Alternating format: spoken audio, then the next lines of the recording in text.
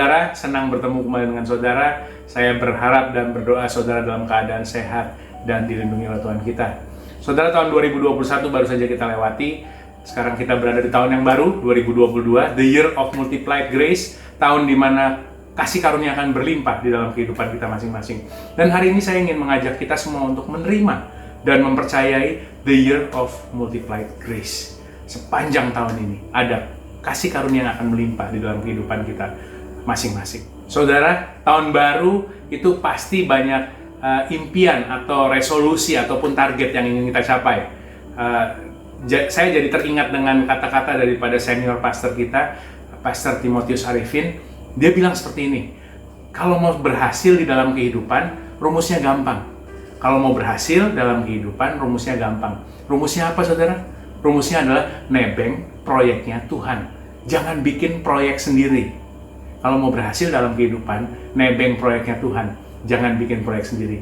Dan saya berdoa kiranya resolusi saudara, impian saudara, atau target-target yang saudara-saudara planningkan di tahun ini, itu adalah bagian daripada proyeknya Tuhan di dalam kehidupan saudara. Dan itu sesuai dengan proyeknya Tuhan di dalam kehidupan saudara.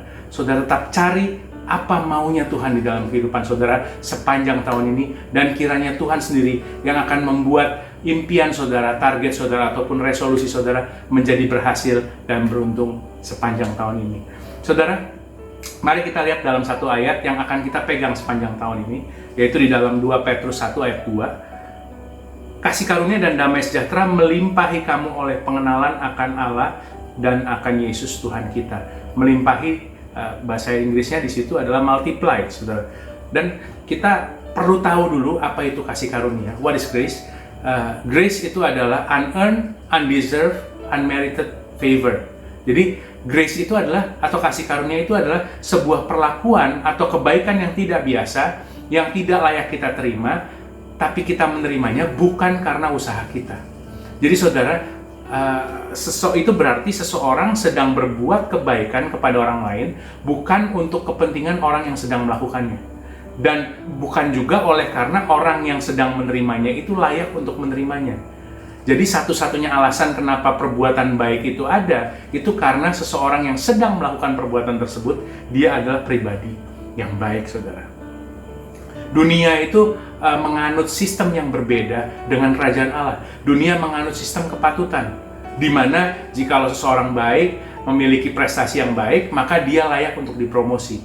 Nah, dunia bisa marah kalau orang yang tidak pantas mendapatkan promosi, atau sesuatu yang berharga diberikan kepada orang yang tidak patut.